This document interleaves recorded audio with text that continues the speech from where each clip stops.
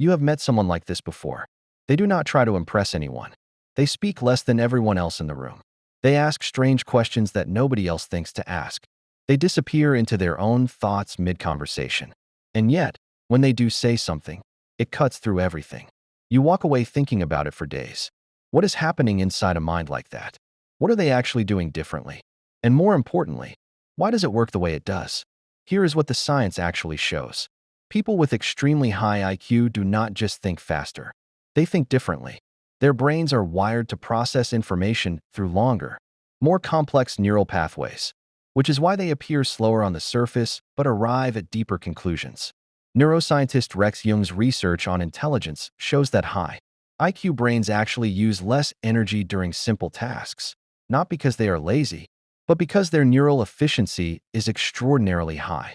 They conserve cognitive resources for what actually matters. The first habit that comes directly from this neural wiring is selective silence. High IQ individuals speak less in group settings, not out of shyness, but out of a psychological pattern called active listening processing.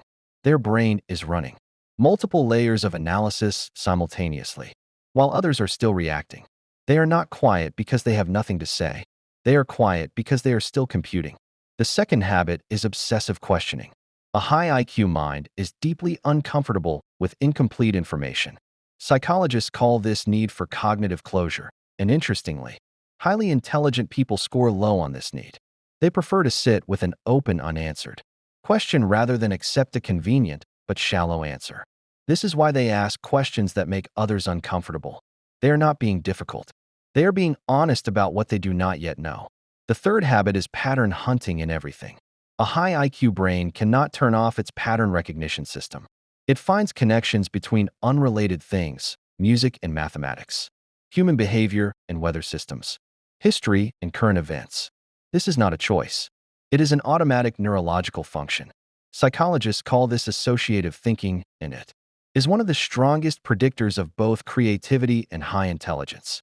The fourth habit is deep discomfort with small talk. This is not social anxiety. This is a neurological preference for what psychologists call high-depth conversations, exchanges that involve real ideas, real vulnerability, real complexity.